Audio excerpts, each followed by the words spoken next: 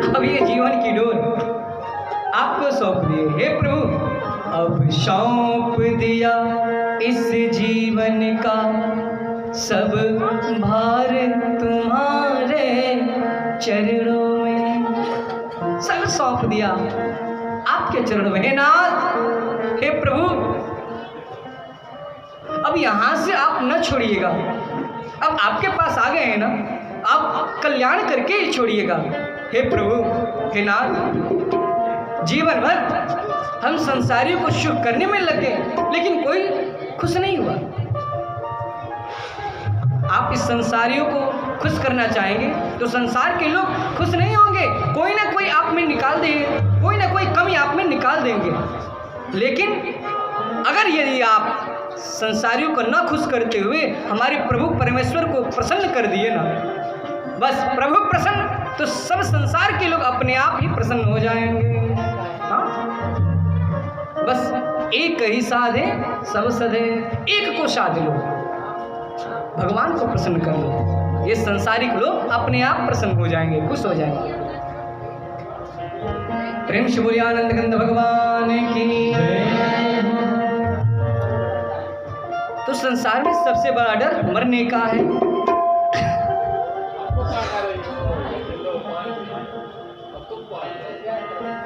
सभी लोग मरेंगे, जो भी आया है यहाँ पे सबको जाना है, मरना है। मृत्यु हर एक व्यक्ति के पास आएगी। ये नहीं फलाना चला गया हम यहीं पे रहेंगे अजर अमर बन के, नहीं, फलाने भाई चले गए तो आप भी जाएंगे। समय है, समय का इंतजार करिए। आया है सो जाएगा, साधु संत फकीर या राजा रंग फकीर, कोई सिंहासन चढ़े चले, कोई पड़ा जंजीर। जो आया है सो जाएगा, ये तो सत्य है, लेकिन कैसे जाएगा? कैसे जाएगा? कोई सिंहासन चढ़ चले, जाने में भी अंतर है महाराज। कोई जनरल बोगी में जाता है, कोई रिजर्वेशन में जाता है, हाँ, कोई एसी वाला टिकट में जाता है। हाँ, तो जनरल वाले से पूछिए कैसा सफ़र रहा, पूछा मत, अभी लोग जाता ट्रेनिया घूमते हुए, हाँ, दवाई रहनी हो वही में, बेगे पर अपना सुनते रहनी हो, हाँ, नीचे ही सुध करनी है सीट के, हाँ, तमाम प्रकार के भाई वक्तव्य रहता है उन लोगों का जनरल वाले। तो साधारण टिकट वाले जो रहते हैं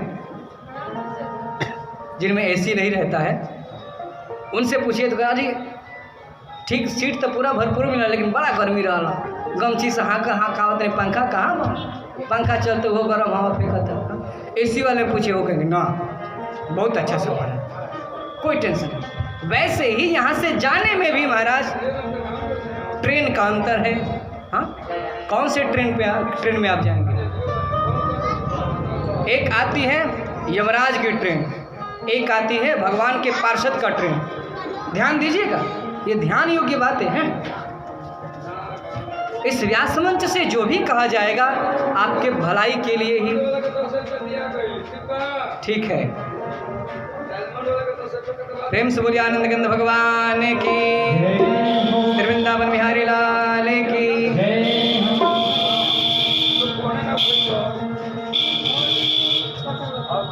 तो डिपेंड आप पे करता है, निर्भर आप पे करता है। आप जंजीर में बंध के जाना चाहते हैं या सिंहासन पे बैठ कर के जाना चाहते हैं? तो कौन जंजीर में बंध के जाता है और कौन सिंहासन पे बैठ के जाता है? तो गरुड़ पुराण में बताया गया कि चार दिशा है, चार दिशा है, पूर्व पश्चिम उत्तर दक्षिण। पूर्व पश्चिम और उत्तर दिशा से कौन जाते हैं? जो धर्मात्मा रहते हैं, पुण्य आत्मा रहते हैं, जो धर्म के कार्य में हमेशा लिप्त रहते हैं, लगे रहते हैं, अपने गुरुजनों का आशीर्वाद लेते हैं, सम्मान करते हैं, अपने बड़ों जनों का आशीर्वाद लेते हैं, उनका सम्मान करते हैं। हाँ, वो व्यक्ति पूर्व पश्चिम और उत्तर द्वार से जाता है। और दक्षिण द्वार से कौन जाता है? पापी लोग, जो पापात्मा रहता है, दुष्ट आत्मा रहता है, अपने जीवन काल में हमेशा गलत ही कार्य में रहा हो, कभी अच्छाई न किया हो, हमेशा बड़ों जनों का, गुरुजनों का, आचार्य जनों का हिनाई करता है। ये साधु बाबा तो ठंड कमंडल बनने वाला है, पंडित जी लोग कहिए बिजनेस हो गई, भाई हो गया। ऐसे व्यक्ति कहाँ जाते हैं? दक्षिण दिशा से नरक में जाते हैं। पूर्व पश्चिम और उत्तर दिशा से आता है सिंहासन, किसके लिए? पुण्य आत्माओं के लिए, जो सबके साथ राम राम भाई, राम राम, राधे श्याम, कहो कैसे हो, ठीक हो? प्रभु ऐसे ही कृपा सब पे बनाए, आप जैसे आगे बढ़ रहे हैं ना, सभी लोग ऐसे ही आगे बढ़ते रहे, उसके मन में कोई द्वेष ना हो। वो व्यक्ति कहाँ कैसे जाता है? पूर्व पश्चिम या उत्तर दिशा से सिंहासन पे बैठ के जाता है। उसको ले जाने के लिए कौन आते हैं? तो श्री हरि नारायण के पार्षद आते हैं और प्रेम पूर्वक कहते हैं, चलो हमारे भगवान के भक्त, हमारे परमेश्वर के भक्त इस सिंहासन पे बैठ जाओ और चलो। प्रेम पूर्वक ले जाते हैं। और दुष्ट आत्मा, जो पापात्मा रहता है, जो अपने जीवन काल में हरे कभी अच्छा कार्य ही न किया हो, हमेशा गलत ही कार्य किया हो, उसको ले जाने के लिए यमराज महाराज के यमदूत लोग आते हैं और यमदूत आकर के कोड़े से मारते हुए, रस्सी में बांध करके खींचते हुए ले जाते हैं। और वहां पे दक्षिण मार्ग से जाने में बहुत ही कष्ट उठाना पड़ता है, मारते हुए ले जाते हैं। दक्षिण दिशा में ही गरुड़ पुराण में बताया गया कि बैतरणी नदी है, बैतरणी नदी है, और वो नदी कैसा है? मांस और रक्त से, खून से लबालब है। उसका जो तट है, किनारा जो है, हड्डियों से बना हुआ है, हड्डी से, और वो बहुत बड़ा विशाल नदी है। और उस नदी में जो है, ये जब शरीर का मृत्यु होता है तो आत्मा निकलता है, तो आत्मा निकलता है, ध्यान से सुनिएगा, ज्ञान योग्य बातें हैं। जब आत्मा ये निकलता है तो 13 दिन तक, जिसका 13 दिन तक होता है, किसी का 16 दिन पे होता है, किसी ब्राह्मण का 12 दिन पे होता है, तो तब तक वो आत्मा जो है वहीं पे रहता है। पिंडदान हो जाने के बाद, द्वादशाह हो जाने के बाद, वो आत्मा चला जाता है, उसको एक हाथ का शरीर मिलता है। जब तक घर पे रहता है 12 दिन तक, 13 दिन तक, 15 दिन तक, तब तक अंगुष्ठा मात्र का शरीर मिलता है, उसमें आत्मा जाके प्रवेश कर लेती है। ये गरुड़ पुराण की बातें बता रहे हैं। उसके बाद 13 दिन के बाद फिर एक हाथ की शरीर मिलती है, वही शरीर जाता है, जो जैसा किया रहता है वैसा दंड देते हुए ले जाते हैं यमराज महाराज लोग और यम के दूत, और उनको दंड दिया जाता है। तो इसलिए आप पे डिपेंड करता है, आप पे निर्भर करता है कि आप कैसे जाना चाहते हो। रास्ता दोनों है, नरक में जाना चाहते हो, जंजीर में बंध के जाना चाहते हो, तो करते रहो गलत कार्य, कोई बोलने वाला थोड़े, करो अपने मन वाली। और अच्छे से जाना चाहते हो, अच्छे ढंग से, तो भाई धर्म के कार्य में लिप्त रहो, चाहे लोग लाख बुराई करें। दुनिया में यही तो कमी है, लोग टीका जब नहीं लगाते हैं, पूजा तो कर लेते हैं गुप्त में, चोरी चोरी, टीका भी नहीं लगाते हैं, किसी के सामने भगवान का नाम नहीं लेते हैं। क्यों? क्योंकि दुनिया में सबसे बड़ा है रोग, दुनिया में सबसे बड़ा है रोग। क्या कहेंगे लोग? लोग कहेंगे कि ला का हो, पुजारी बन गई, हाँ पूजा करे लगला। तो दुनिया में सबसे बड़ा है रोग, क्या कहेंगे लोग? लोगों को ना देखिए, अपना देखिए, क्योंकि ना आपका कल्याण आपकी पत्नी कराएगी, ना आपके पुत्र करा सकते हैं, ना आप ये दुनिया वाले लोग। अपना कल्याण कराना है ना, तो अभी से सुधर जाओ, भगवान के नाम में लग जाओ, और नाम के सहारे ही आपका कल्याण हो सकता है। क्योंकि कलयुग केवल नाम आधारा,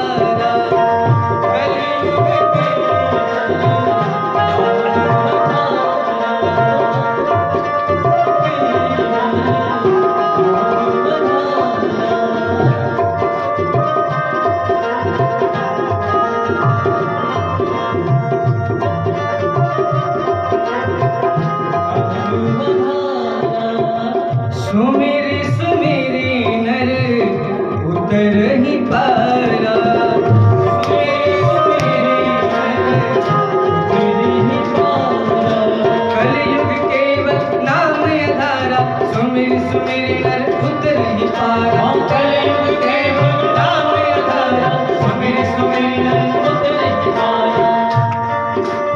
राम सिया राम, राम सिया राम, बोल राम जय जय राम, बोल राम सिया राम, बोल राम सिया राम। प्रेम से बोलिए आनंद कंद भगवान की जय।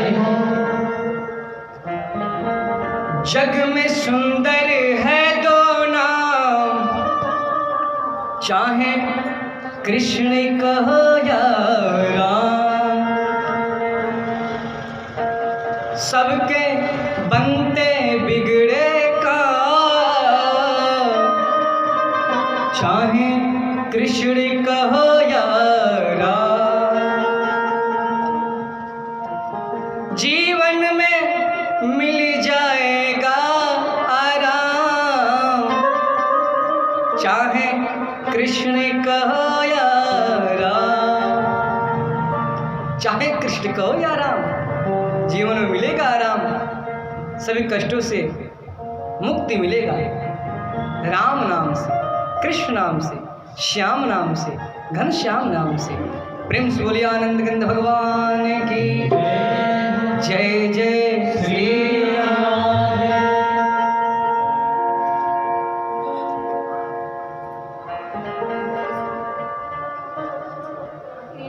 सूत जी महाराज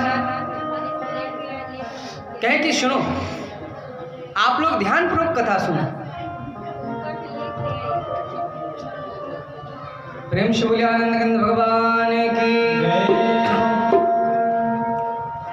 सौनक जी महाराज बोले, महाराज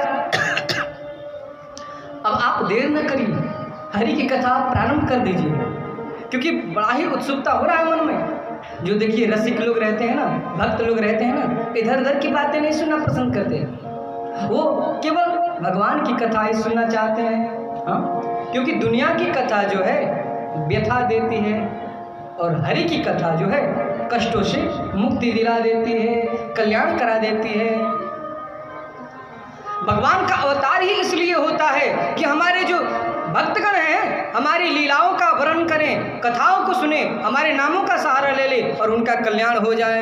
इसलिए प्रभु आते हैं इस धराधाम पे, वरना वो तो वैकुंठ धाम में पड़े हैं, उनको क्या जरूरत। वो आते हैं हम सब पापियों को तारने के लिए। कम से कम हम लोग पापात्मा हैं, उनका नाम का सहारा ले ले, उनके लीला का गुणगान का कथा सुन ले, बस कल्याण हो जाएगा। और क्या।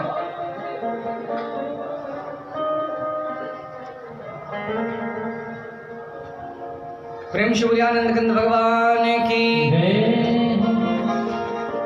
तो सौनक ऋषि कहे कि महाराज ये 7 दिन की कथा कैसे प्रारंभ हुआ, कुछ बताएंगे। हरि की कथा सुने हैं कि 7 दिन में ही समाप्त हो जाती, कैसे 7 दिन की परंपरा कैसे प्रारंभ हो। तो सूत जी महाराज कहें कि सुनो, एक समय की बात है,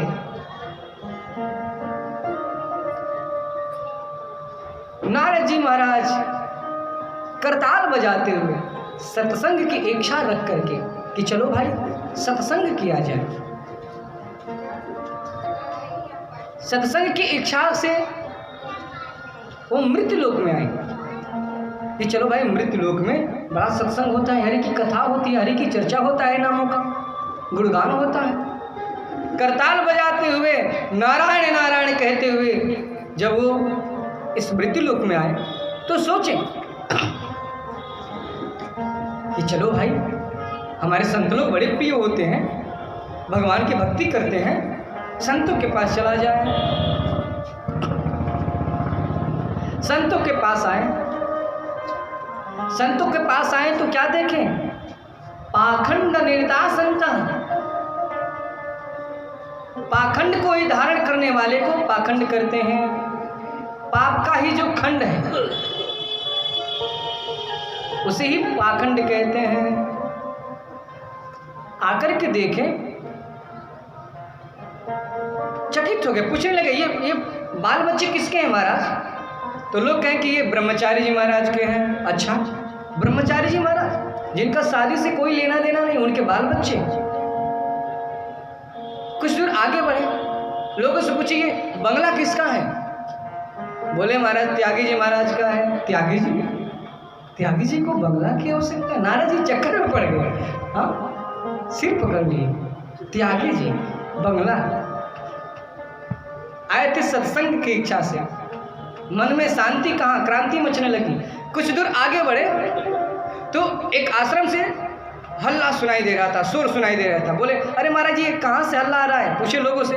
बोला अरे महाराज ये मौनिया बाबा के आश्रम से हल्ला आ रहा है, शोर सुनाई दे रहा है। मौनिया बाबा?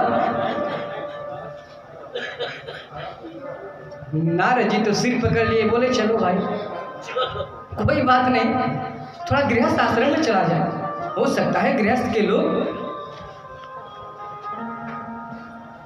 भगवान की सत्संग करते हो, भक्ति में लीन हो। तो आए गृहस्थ आश्रम में। यहाँ पे आकर के क्या देखें, तरुणी प्रभुता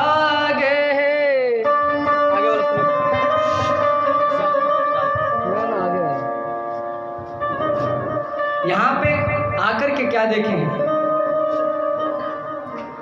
माता पिता की सेवा कब तक? जब तक तिजोरी की चाबी हाथ में ना आ जाए तब तक। जो ही बहू के हाथ में मालिकाना आया, हाँ, सासू मैया की खटिया खेत में जा जो नरिया गोर, हाँ, घोपड़ार ना आवे के चाहिए, हाँ, एक घोपड़ार ना आवे के चाहिए, खेत खराब ना होए के चाहिए। जो ही मालिकाना चला, सासू मैया अनाथ आश्रम में, ससुर जी अनाथ आश्रम। अब लोग ध्यान रखना, ऐसे करने वाले व्यक्ति एक दिन आपका भी पुत्र ऐसे ही करेगा। सबसे बड़ी पूजा है माता पिता की सेवा, सबसे बड़ी पूजा है। कहने वाला कहा है सबसे बड़ी पूजा है माता पिता की सेवा। जो माता पिता को प्रसन्न कर लिया वो प्रभु को पा लिया, जो माता पिता को दुखी कर दिया प्रभु भी दुखी हो गए। उसका कहाँ मुक्ति होने वाला है, कहाँ मोक्ष होने वाला है? हाँ? हम कई जगह सुने हैं किसी के 3 लड़के रहते हैं, 4 लड़के रहते हैं, और जो असहाय बस अपने पास माता पिता को रखता है, वो अभी बेचारा दुख से कहता है तीनों भाई हमारे नहीं खेलो राखत माई के।